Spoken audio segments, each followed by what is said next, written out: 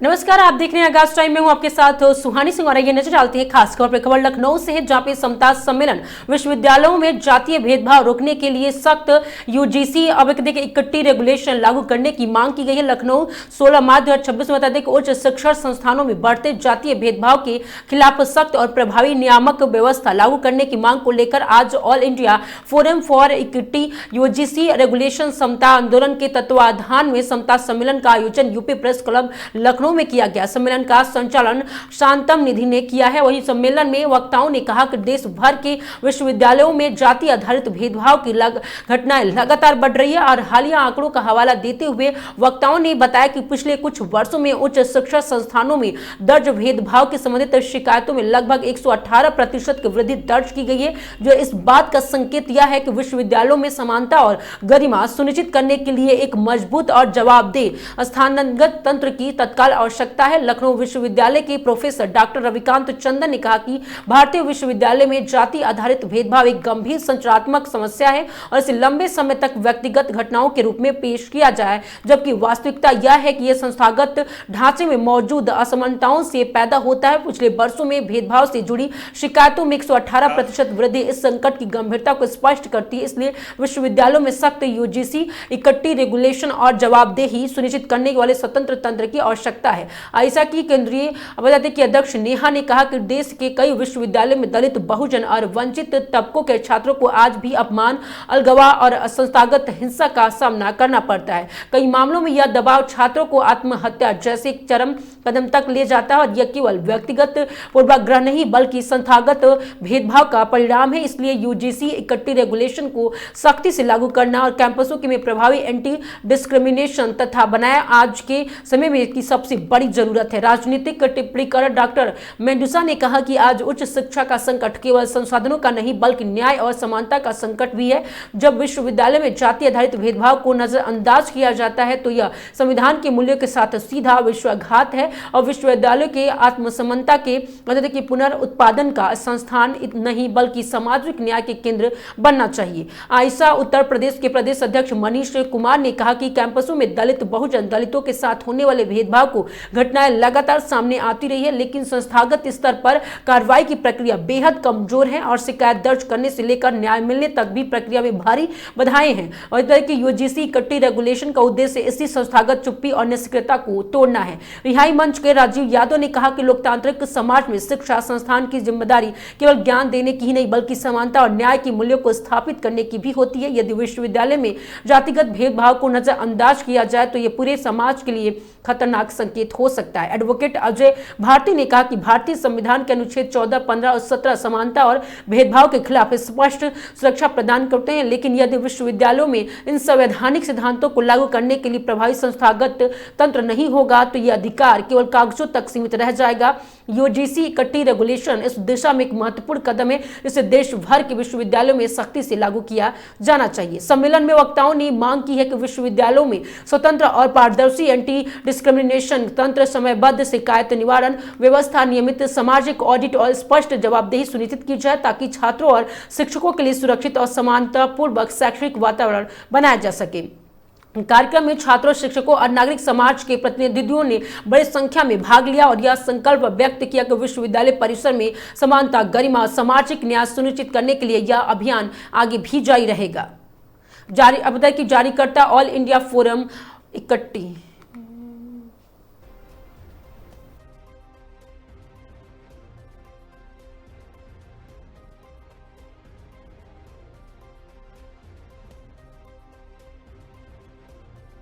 ऐसा redressal mechanism हो जो मार्जिनलाइज्ड और ऑप्रेस्ड कम्युनिटीज से छात्र आते हैं, अगर उनके साथ कोई घटना घटती है तो वो उसमें दर्ज करा सकें और उसका रिड्रेसल हो सके।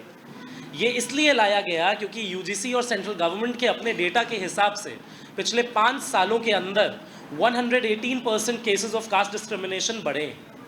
तो इसी बात पे आज का ये कन्वेंशन रखा गया है। जैसा कि हम सब जानते हैं, सुप्रीम कोर्ट ने इस पर स्टे लगाया हुआ है और आज 16 तारीख है, 19 तारीख को इस पर फिर से फैसला आना है। बिना किसी विलंब के अपने पहले वक्ता को मंच पे आमंत्रित करूंगा।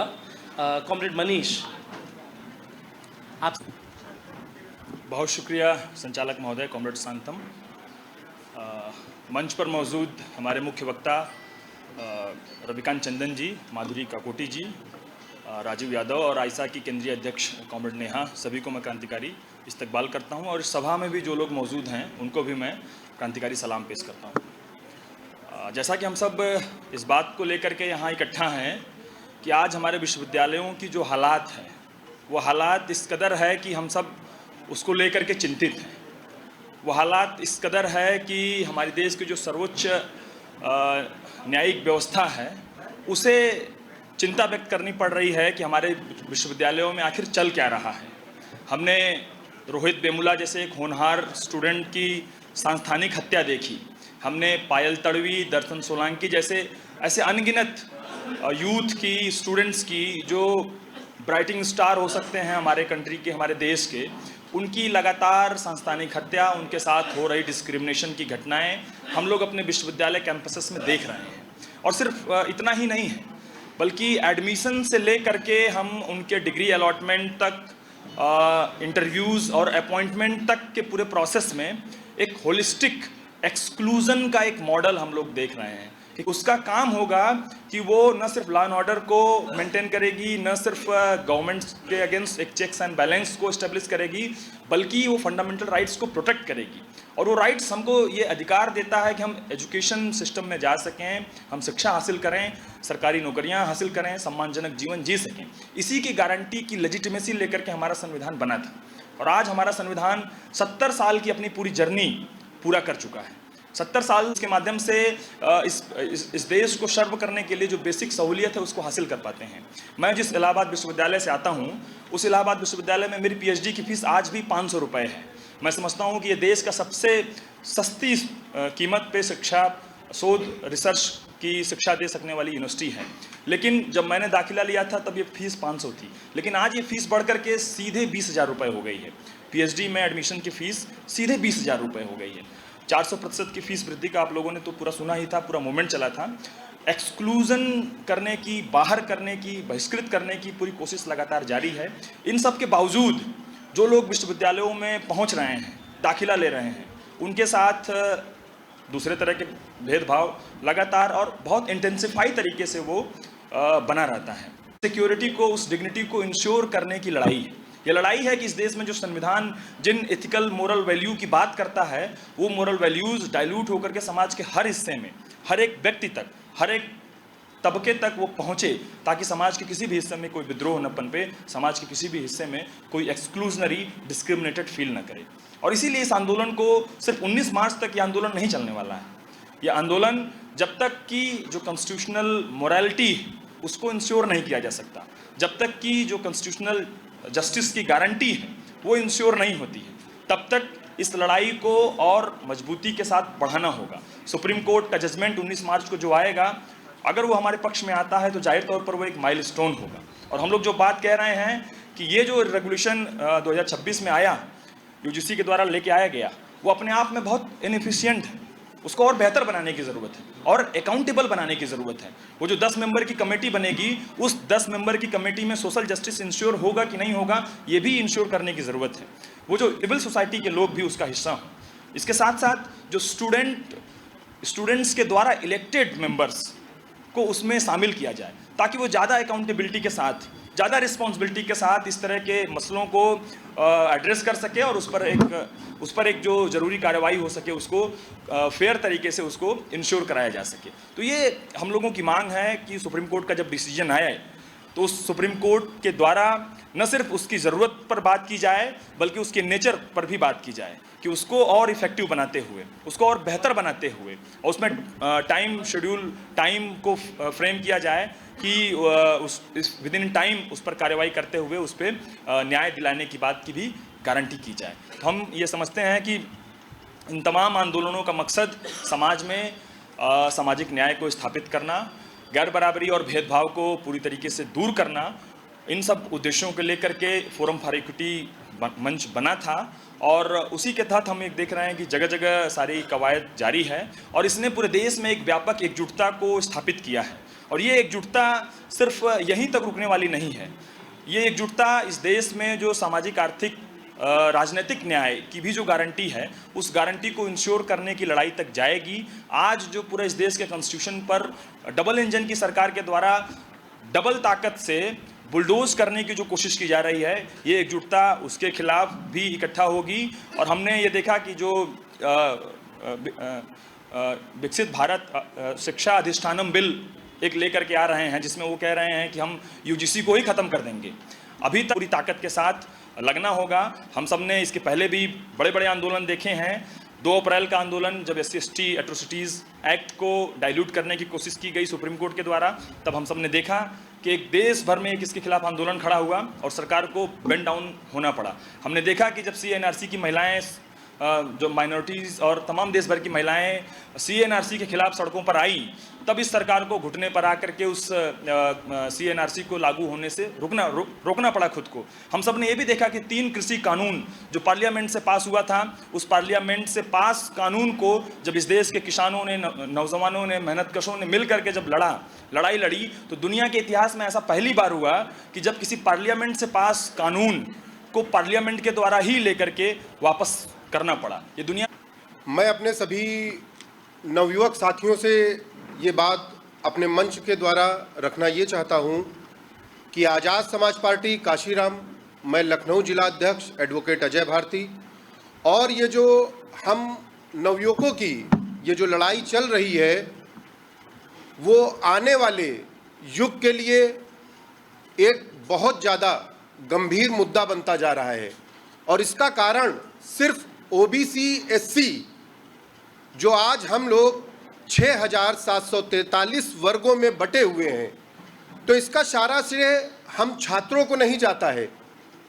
जो श्रेय जाता है वो हमारे पेरेंट्स को जाता है, हमारे जो संरक्षक हैं, लाने वाले लोग हैं, और जो तमाम हमारी OBC SC पार्टियों के संरक्षक हैं, ये कहीं ना कहीं उन पर भी जाता है।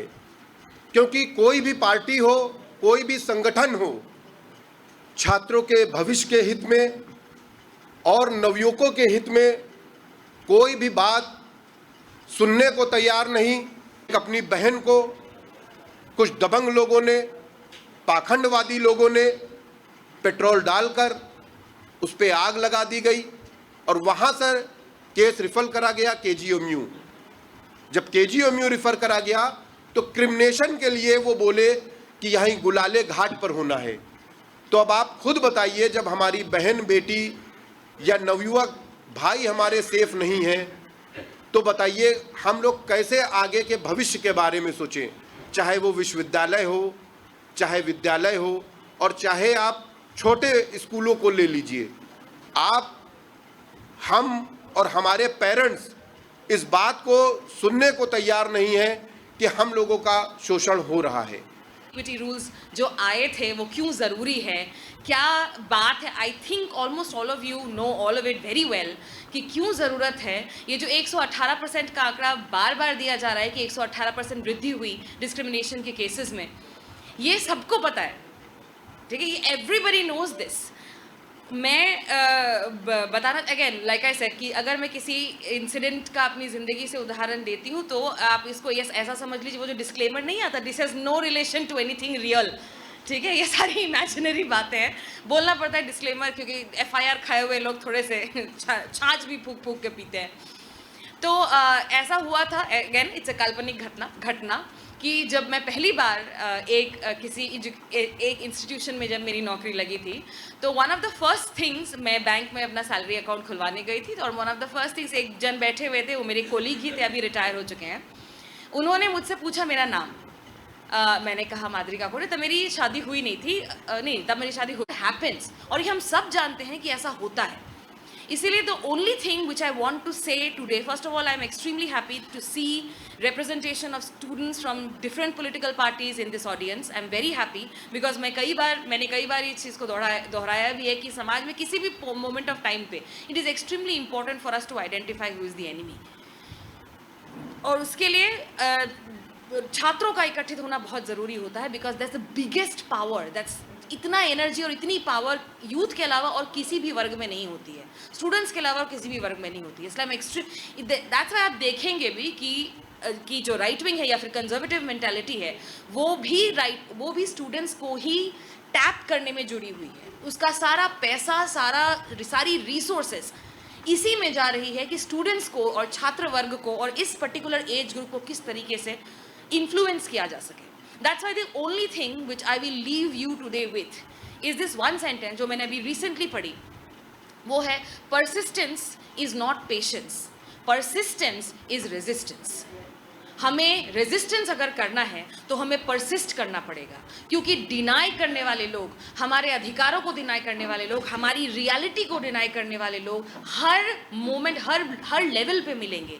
बिकॉज अल्टीमेटली फॉर एग्जांपल अगर आप जुडिशरी को ही देख लीजिए, अभी रिसेंटली आपको पता होगा एनसीईआरटी वाला जो जुडिशरी, करप्शन इन जुडिशरी का जो चैप्टर था, उसके अगेंस्ट किस तरीके का एक एक्सट्रीमली स्ट्रॉन्ग जजमेंट आया है। ये टीचर वाला वो आ जाता है, क्या कहते हैं, पर्सनालिटी जाग जाती है जिसमें हिदायत देने की आदत होती है ना। तो I apologise in front of some of my senior members, but those of you who want to, please go ahead.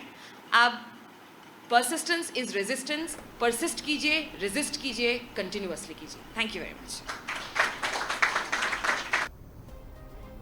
ऐसी तमाम बड़ी खबरों के लिए बने रहिए आगाज टाइम के साथ। धन्यवाद।